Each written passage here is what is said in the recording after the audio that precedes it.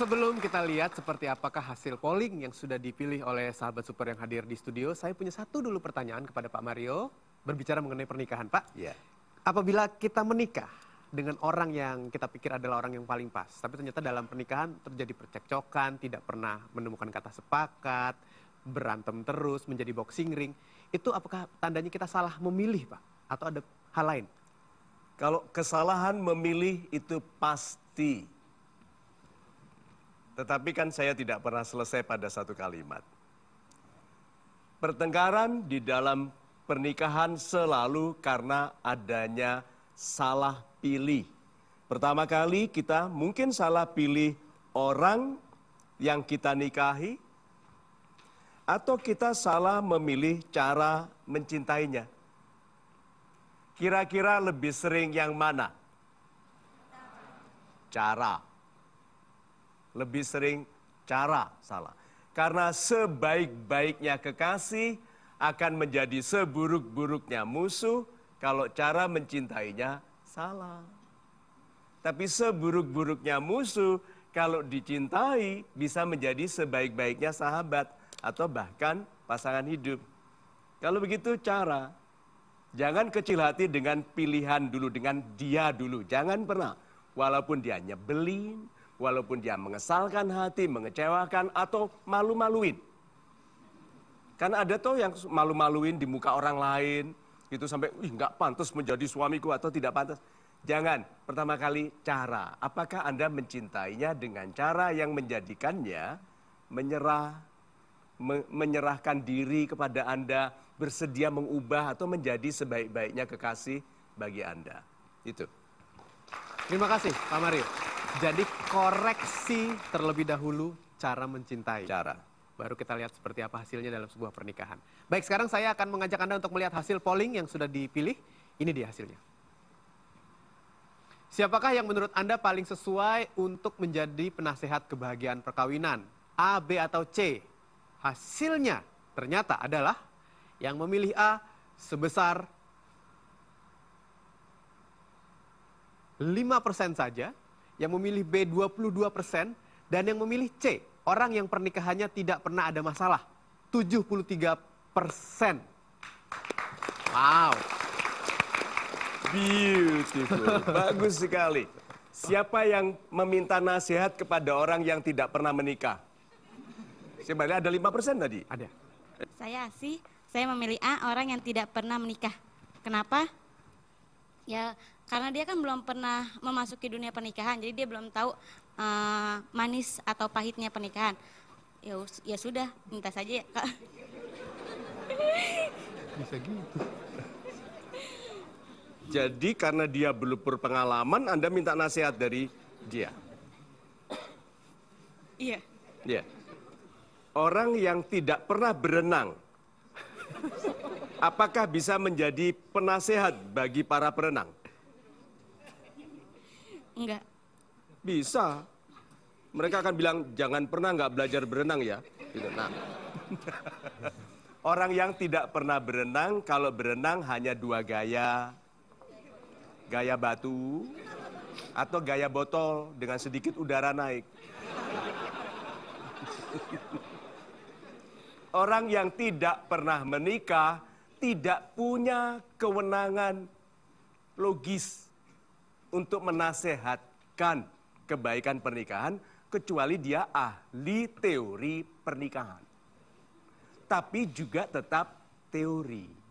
Jadi nanti ditanya, ini istri saya suka nonjok, gitu kan? Bercandanya nonjok, bukan karena marah, memang bercandanya nonjok. Ada yang gimana mas? Gitu kan? Nah. Kalau dia senang bawa suaminya banyak bawa uang, dia menggunakan uppercut malah. Nah, yang ditanya adalah, saya tidak pernah menikah, jadi saya tidak tahu caranya double booking gitu. Sahabat-sahabat saya yang baik hatinya, tanyalah kepada yang berpengalaman. Itu sebabnya penasehat diberikan dua hukum. Kalau Anda menasehatkan yang belum Anda alami, Anda dibuat mengalami.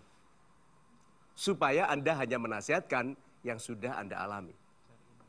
Jadi sebaiknya Anda minta nasihat kepada yang sudah pernah menikah. Sehari aja sudah cukup. Ya. Terima kasih.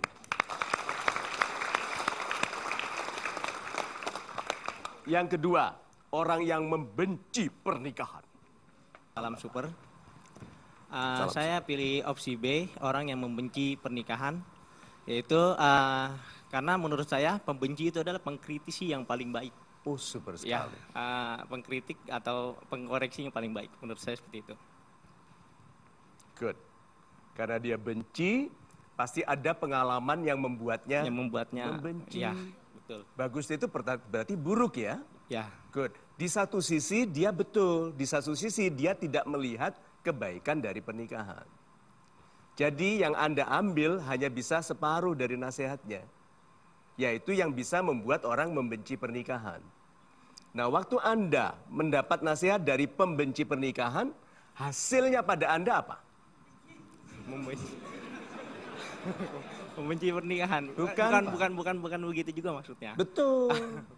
Karena penasehat itu perannya adalah membantu orang mencapai yang lebih baik baginya. Jadi kalau Anda meminta nasihat kepada seorang pembenci pernikahan, hasilnya pada Anda harus memuliakan pernikahan Anda. Ya. Ya, super sekali.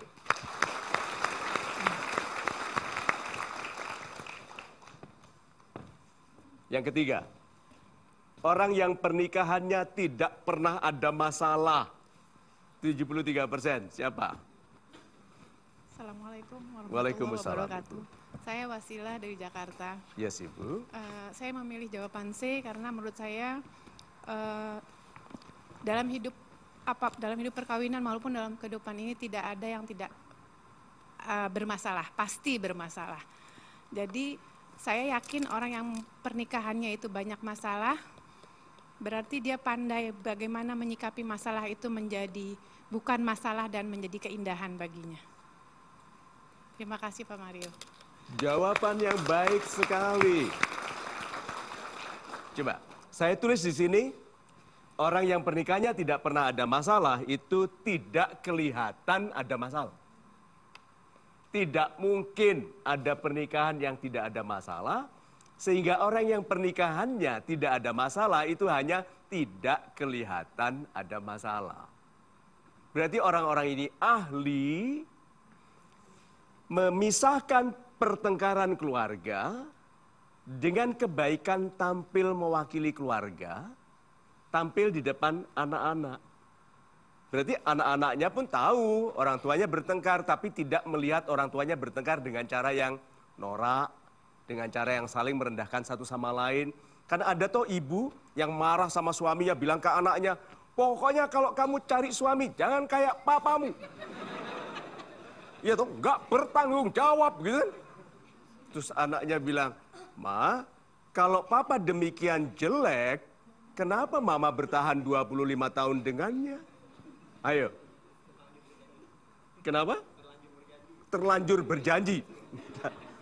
Sekali begitu, satu, orang yang kelihatan tidak ada masalah, berarti pandai. Tanya ke dia. Pertama kali adalah, Bapak pasti ada masalah. Oh iya, banyak sekali gitu. Kemudian bagaimana caranya menangani masalahnya? Begini, sih baru kita pelajari kebijakannya. Nah, di dalam meminta nasihat, sebetulnya kalau kita bijak, kita tidak menilai siapa yang menasihati kita, tapi kita mengambil yang dikatakannya atau diteladankannya bagi kebaikan kita. Itu.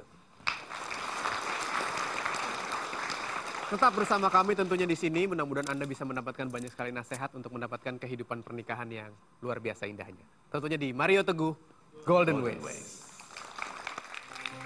Laki-laki yang paling dicintai wanita adalah laki-laki yang meminta maaf walaupun tidak salah. Tetapi kan kita laki-laki tidak turun derajatnya hanya karena kita minta maaf walaupun tidak salah.